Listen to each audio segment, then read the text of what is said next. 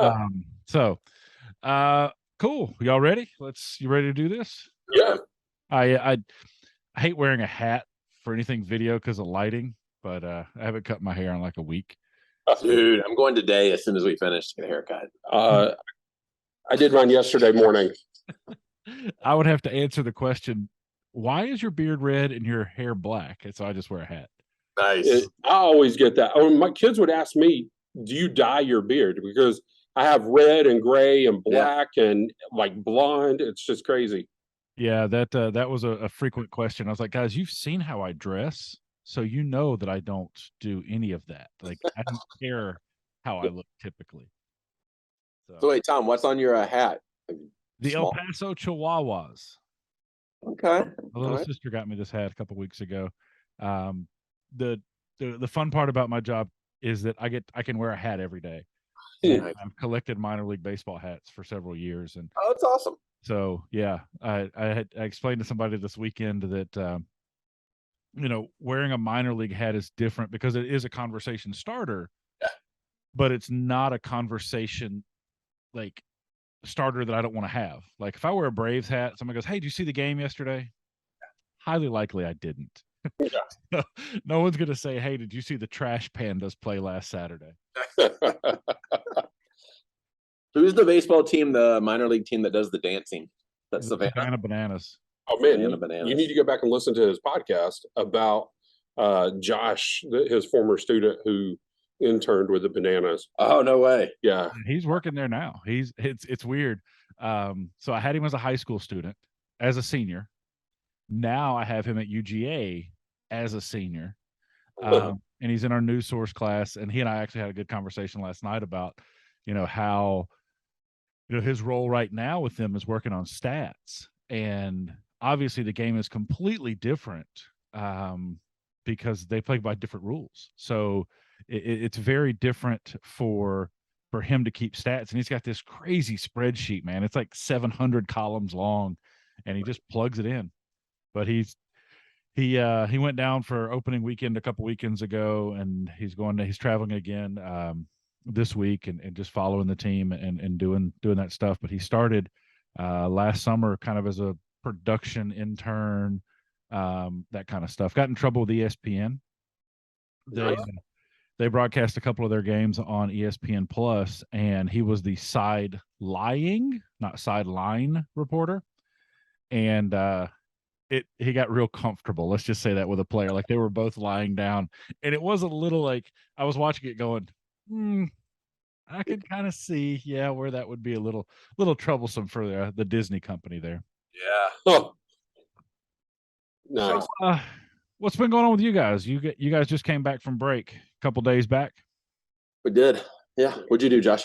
Okay, so break this time around, I did a lot of stuff trying to get ready for a successful end of the year. Like just kind of thinking forward, like what are some projects that I wanted to kind of get in front of my kids, things that maybe continued some of the skills we did last year and beginning of this semester, and then trying to think of like a big project that's just going to kind of wear them down as we get close to the end of the year. Just have a huge thing for them to be like, wow, this is a daunting task, just to see if they can pull it off. And Adam, what about you? How was break? Break was great. We flew out to Val, Colorado to ski for about 3 days, and I've kind of realized I don't like skiing anymore, but I feel bad saying that because it's like so beautiful there, and it's like such a privilege to be there. And I was just kind of like, I'm a little bored, I don't know. I think it's just because I'm not willing to risk life and limb to go have like an amazing time on the slopes. I'm just kind of going, down the mountain, and that's fun and all. But it was awesome because it snowed almost every day. It was like 1 degree one day. It was awesome. Wow. I enjoyed that. Then I did some writing. I worked on my screenplay, Lumberjack Christmas. Started a new screenplay. Did not think about school. Nice. So yeah. So what about you, bud? I didn't get a break. We don't. We don't get those. Actually, our students are on spring break next week. So last week was busy. the National Press Photographers Association had their best of photojournalism contest that we hosted at UGA, and yeah, it was wild. We did 6 concurrent live streams. So there were six rooms that had a projector of some sort and a panel of judges. And the idea and the hope was that we could show what was being discussed as well as the people discussing it. And it made for a tumultuous Friday. And ultimately, though, the weekend went very well. I learned a lot. I learned how far you can push YouTube before they'll shut you down for 10 days. By the way, it's 3 content strikes in 24 hours. But we learned a lot from that, and it was good too, because I had a lot of time to write, and also made a lot of contacts. The guy who is the chair for the contest is with New York Times. There were TV and video directors and newspaper directors from all over the country that flew in, and a bunch of journalism school guys. So it was nice to spend the weekend doing that. It sucked to be away from the wife and kids, but that gave me a day off today, so so that worked out well. Yeah, we don't get those comp days in the nice, classroom. You got another week off coming in 6 weeks. Yeah, 5 weeks. 5, actually. yeah. Oh, Nobody's counting, but 4 weeks and 3 days. And then 6 weeks after that, you get I know the truth, but on the calendar, it looks like 8 weeks. Yeah. Probably like 7.5. 7. Yeah. 7.5, and you'll spend 2 of them in professional development, 2 of them in pre and post planning, and then 2 of them recovering and just kind of vegging out. Yeah, that's the life of a teacher. Yeah. Yep. So what does your schedule look like summer? You have smaller semesters, or? No, really. I don't know what I'm going to do this summer. Last summer, my big push was to get in and get my feet wet and figure out what needed to be done. They hadn't had an engineer for a while, and there were a lot of things that just weren't up to par. We are going to do some facilities upgrades. I know that our newsroom is getting updated. I'm hoping that I can persuade them into giving me some money for some new cameras. But yeah, it slows down a lot. I mean, I'll be perfectly honest with you that there are going to be a lot of afternoons that I'm sitting in my room, pecking away on the computer while I watch a Braves game. I mean, it's not really active. The active season for us, obviously, is when the students are in schedule, and that ends April 16th. April 16th is April 17th is our last show of the semester. Okay. So it definitely, there are a couple workshops. We've got the, I'm going to go down to TNI. I'm going to do some stuff with Adam down at Camp TNI, and then there's a couple of, and I can't think of it. It's the Radio Talent Institute that's there with us for 10 days in May. We'll have some summer camps with some students, so I'll do some stuff with that. So there really is no hard and fast schedule, but it's going to be different because I'm used to having students on campus and having somebody I can go harass in the hallways, that kind of stuff. Yeah. Very nice. And are you still going out to Vegas? Yep, going out to Vegas, leaving April 16th. So I'll miss that last show this semester. I missed last semester's last show because I got sick. So that may become a tradition. But yeah.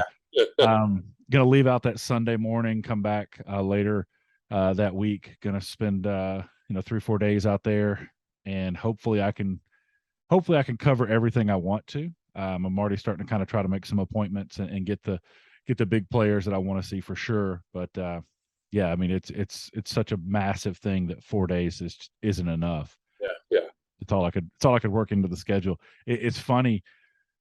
I was planning on leaving. It starts on Sunday. I was planning on leaving on Friday night because the flights were really cheap, but the hotels were stupid. Like the hotels on a Friday, Saturday were like $395. Oh, wow. On Sunday it's $79. I'm like, I'll just go on Sunday. Yeah. So yeah, that's crazy. So Josh, I watched your news show today. We can talk about the bad stuff off the air. No. Okay. All right. I love your hype man. I love that show tease hype man that you did. You started this semester. I mean, it's been relatively recent. Yeah, it's something that I've been like, hey, we need to be doing this, and it's been kind of sporadic, but they're getting a little more consistent with it. It's one of those things that the kids want to make sure they know what's in the show. So they're spending all that time like getting the show like run down together, scripts, making sure they've got everything. And then they're like, oh, we got to do the teas. So yeah, today we had that. And it's kind of funny because the Sophia, the girl who did that today, actually just told me, she was like, one of the teachers said they loved Awesome. doing the on-cam teas. So actually, it was this guy. Yeah. So I'm like, There you go. keep up all the compliments. No, I'm just kidding. But no, it was cool for people to notice that. It validates that. So I'm hoping the kids will just keep rolling with it. And it's such a different start to a show. I mean, what we typically do is we pre-record our teas, and it's good afternoon. This is da da da da da. Grady news.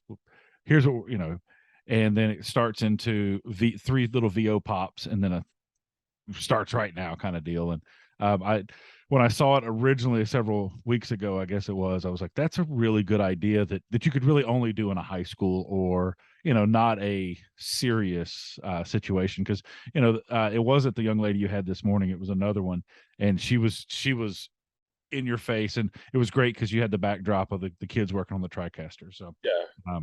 So what else is going on in the classroom for you?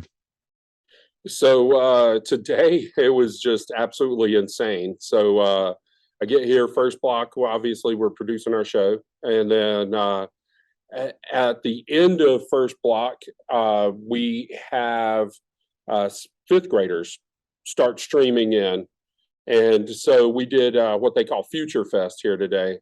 So we hosted a lot of fifth graders from several elementary schools, kind of showing them about our programs and kind of giving them an idea of some possible career options. And just have like little demos set up for them, where they get to check out the cameras and all that kind of stuff. Immediately after that, I had 3 different shoots during the end of second block and during third block today. All this obviously is while I'm still teaching the class, right? Yeah. So we've got, I'm rolling out a whole new project. Actually, rolled out 2 projects in each of my classes today. Because, with a video class, like there are projects that are going to take, a month, and there's going to be some downtime. So I'm like, here's another project. You're doing both of these now. So rolled those out. And then during fourth block, we did a multicam recording of our Black History program, which we have done live every year. But for one reason or another, this year, it just didn't get pulled together. And so we ended up recording that today. So had a lot going on in here today. But the projects I'm really excited about, like rolling those out. One is news package. We just did in-class news packages.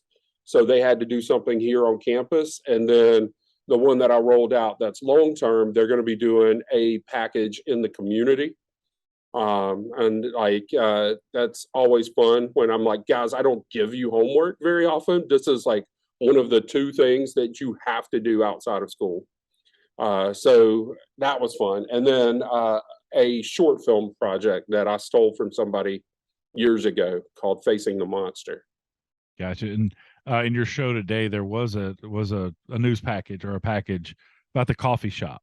Yes. So that different class, advanced students, something they did previously. That was nice, by the way. Yeah, thank you. It Very was good. Those advanced students had gone out, and they were all supposed to do news packages outside. The advanced class was supposed to do things outside of the class, and so they have that. And I'm like, all right, this is it. This is my example. So I'm using that to teach the level 1 and 2 kids and say, this is what you're going to create, something like this.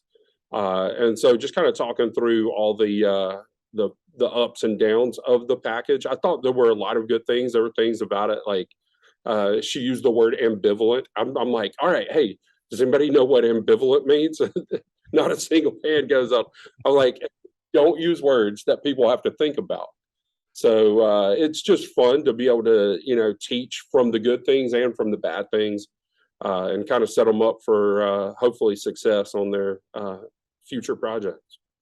My ambivalent side equal story there. I had a child one time try to write je ne sais quoi to a commercial. And I'm like, honey, spell it. She was like, I don't know. And I'm like, then don't use it. So Adam, what's going on with you this week, bud? Let's see. So, with IB, our kids are working on close analysis, like of a film. The student today working on Tarkovsky's 1979 Stalker. And so he's researching the context, which I've only realized since I've started IB, the importance of context to a film, in the sense that he's looking at what is going on in Russia at the time. Like how did the government feel about religion? How did the government feel about art? What were these Soviet movements in film? And then he does a close analysis using cinematography, and I think he was using mise en scène. And then as you do that, you look at how that possibly connects to the context. And then our juniors we watched Asghar Farhadi's A Separation last week, an Iranian film, and they are looking at context on that. So like one of the things that's interesting is there was a green revolution in the late 210 or mid 210s, around the 210s in Iran, and the film just has all these references and the mise en scène to green, like the kitchen is green, and just lots of different things. It's kind of a minor example, but anyway, so I'm just really trying to teach the kids some appreciation for the context of the film, the world in which the film comes from, and then some analysis on that. Sweet. How do your kids respond to those international films? Like, for me, and I know that I wasn't teaching IB, I was teaching news production, but there were times that I would try to introduce not fringe but outside things to them, and it didn't go well because they just couldn't get past the fact that it was new. Yeah. How do your kids respond to that? I feel like they do well. I mean, they were all in on A Separation. I'm trying to think. So doing both of those classes, doing AVTF and then doing IB film, the kids in IB film expect that. They expect to be challenged, and they expect to expand their horizon. Whereas the kids in AVTF are like, hey, let's make a YouTube video, that kind of thing. Gotcha. It's a different mindset. And so I think they're more open to it. Like I've shown rope in AVTF, and it's like they have a hard time getting past the fact that it's in black and white. Yeah. Or not rope. No, it was It's a Wonderful Life. Yeah, in black and white. Wow. And I'm like, you need to get past it because this is an incredible movie. Yeah, for real. But and I won't even I will not lower myself. I will not debase myself and watch the colored version. But it's so good though. I watched it this. I don't know, man. It was interesting. Yeah. I mean, I guess I would try it. Yeah. Gotcha. So, what are you guys working on for stream semester this week? Anything? So I'm looking at putting together kind of a guide for breaking down film in terms of we call it the big four: analysis. I mean, cinematography, editing, mise en scène, and sound design. And so I've got a little handout going with that because my kids are working on this lately. Just kind of a few ways to get teachers started on that, whether they do IB film or just analysis in general. So I've got 2 articles that should be coming out within the next couple of weeks. One of them on using cell phones in the classroom, using the tools that we have in our pockets. And then the other one is a little scarier. It's about artificial intelligence.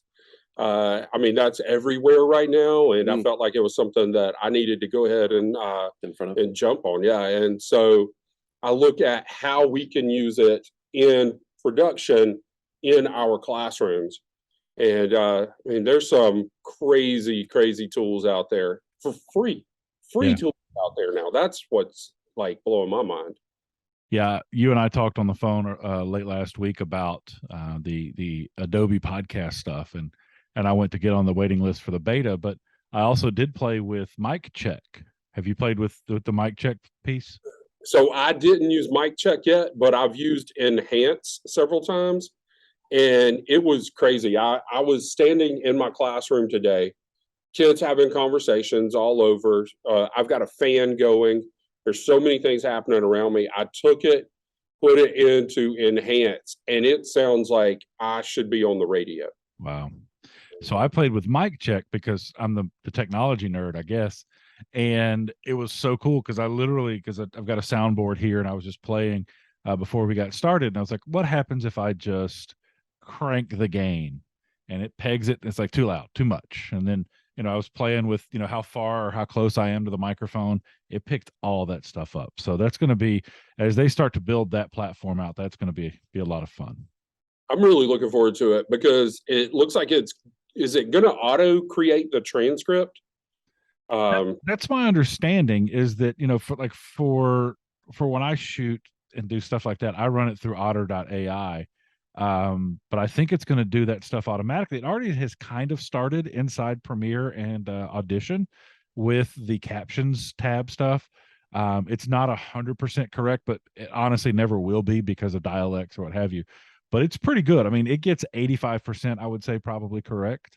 And that's kind of what they're looking at with Adobe Podcasts, which, for folks like us to come and we could dump this down into podcasts and then slap it in an article and have a multimedia presentation, which honestly for teachers is a big deal because, you got your multimodal learning.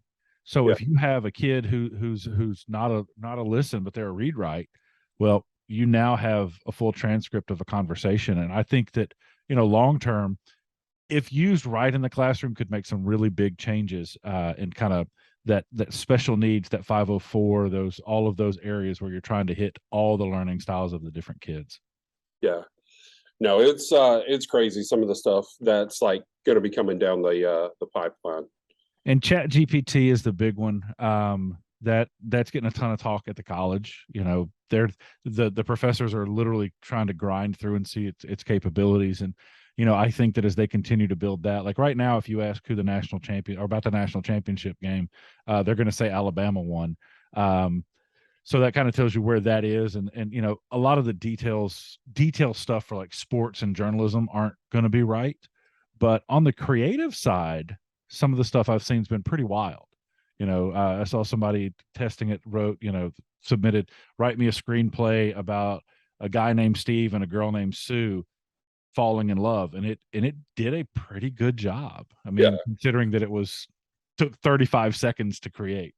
Yeah, it's kind of funny. I actually asked ChatGPT to write a screenplay called The Christmas Lumberjack.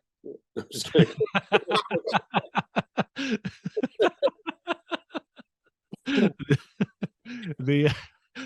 And I'm sorry, Adam, but all I could see is that Christmas movie that I took TJ to go see this year that was in the theaters that was so I forget I can't even how bad it is. I can't even remember what it was. But it was the guy from Stranger Things as Santa Claus. Yeah. That's when you said Lumberjack Christmas, that's all I could think about because he's wearing the big parka. Yeah. That's funny. So I've got a podcast coming out. I got an episode coming out, hopefully Friday. Blackmagic Design released a new ATEM switcher, which is a complete ridiculous thing that they continue to do. And then 2 new camera models for the studio cameras. So lots and lots of things. They finally made the right lens choice for education with the new 6K studio model. So I'll have a podcast on that. And then, we talked over the weekend. I was basically trapped in a room for 24 hours with all these things going on. So I wrote, I'm still in the process of finishing a 6-part series on that NPPA event, which, I'll talk about how we streamed 6 different rooms at one time and, how we got the content strikes. That was pretty fun. It was interesting. I mean, there was only one category that it happened to. All the content that was played out was news content, but documentary category got us all 3 times. Wow, that's interesting. And also I'm finishing up something on the Super Bowl, on the production side of the Super Bowl. Sports Video Group did an interview with the producer and director, and there are a lot of parallels to what we do in the classroom. And I thought I would try to bring that up. Great. That'll be in a couple of weeks though. But I'm working on it now. It's you're talking about the ATEM. I've got one here that I'm playing with. They've gotten them for the elementary schools, so that's what they're going to be using. And I did not know that this did this. I saw that you can do the camera controls inside of the ATEM software, and I'm like, oh, okay, cool. And I'm thinking, I won't ever use that. Like, really, like, I can't control any of my cameras. I plugged up one of our Blackmagic cinema cameras to it, just HDMI, and I was like, holy cow, it actually controls this. Yes. It was insane. So the new unit, it looks like a full control surface. I don't know the full specs, but it looks like it's about 2.5 feet long. Okay. Full touch panel. It's got a little flip up. It's like at an angle. So you've got your panel here, and then it's got your monitors and your different options there. It looks like their control surface. Inside of it, though, you can obviously encode footage. You can stream footage. It's got up, down, cross. So you can literally plug in something 720 at 60p and something 1080 at 30p, and it will match it to whatever you want. Full audio control, full camera control on the Blackmagic cameras, and literally, if you put in your streaming key for YouTube, you can stream straight out the box. You don't need anything else. They continue to and an optional 2 gigabytes of flash storage inside the box. So if you just want to record your footage, your show, the ISO model, you can do the show plus your 8 inputs, all isolated, and it dumps right into DaVinci Resolve. Wow. It's wild. Yeah. But yeah, I'm gonna go off on that one for a while because it is so. When I first saw the original ATEM TV studio, it was a 1 rack unit thing. It was $900 and it was an 8 input device, and I was blown away. I mean, before that, it took it was a TriCaster. It was something Ross, something Grass Valley. Yeah. Now it's you've got the ATEM minis that are this big that can do 8 inputs, and you've got this new ATEM. It's the ATEM TV Studio H8 because they hate us having to say those words. And it's ridiculous. Like every time I go and look at it and start making notes for the episode, I just go down a rabbit hole. So that'll come up.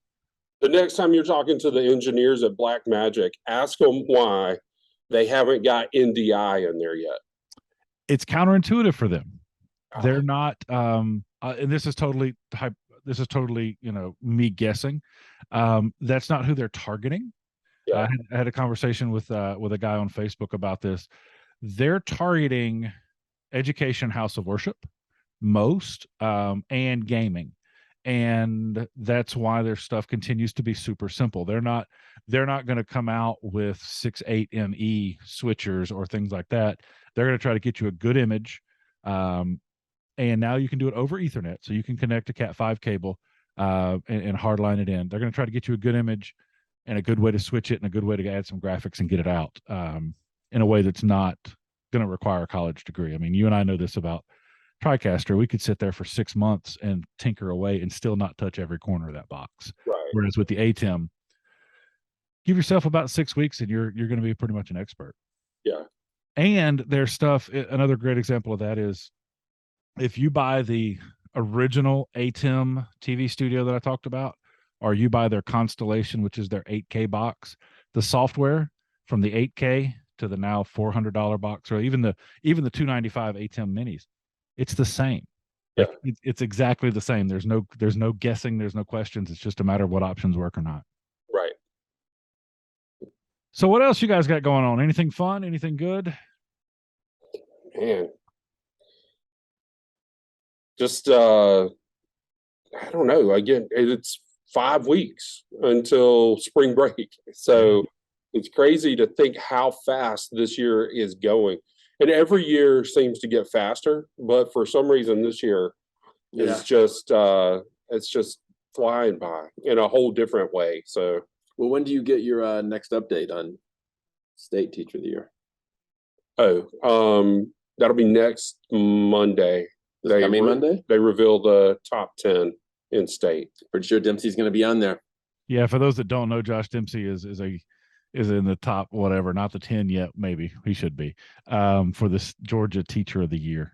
which has been a bless. I'll say it for him. It's been a blessing and a curse, and the writing and the appointments and the things you have to do in such a noble status. Oh yeah, it's what's been crazy about this is I never ever thought that I would be a teacher of the year at any level, but like to have the honor of representing our school and then now representing our district has just been so it's a tremendous blessing, but it is a lot of work, and it's a labor of love because, and I said this in a video when they interviewed me, I think that this adds validation to what we do, not just as teachers, but career tech teachers. And I said that the reason that I'm appreciative of this opportunity is how I get to represent the others.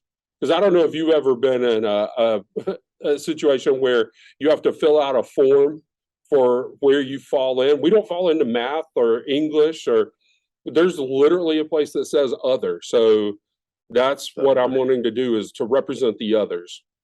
So very noble.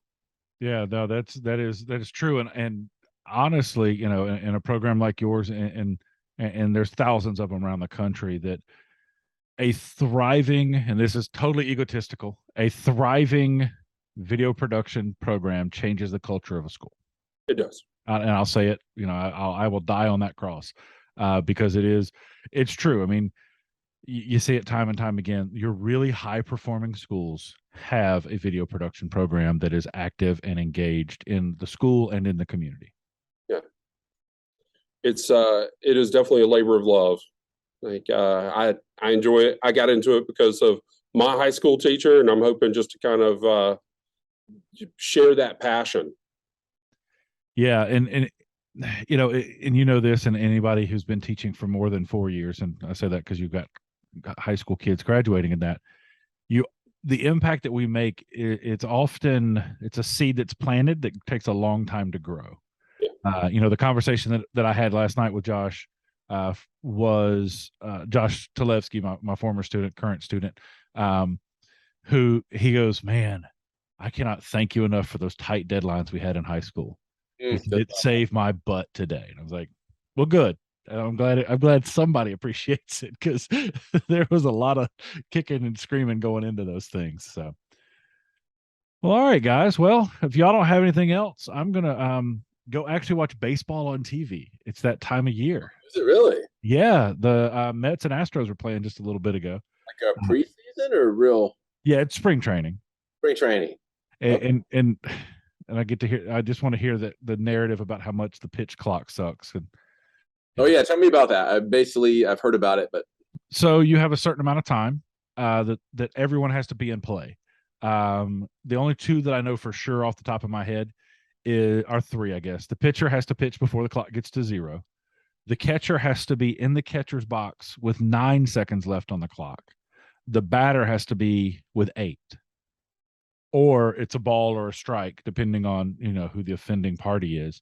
And, you know, I imagine, and I wasn't around when the NBA started the shot clock, I imagine it's going through the same growing pains of traditionalists. And don't get me wrong, I'm not necessarily a fan of the pitch clock, but I get it.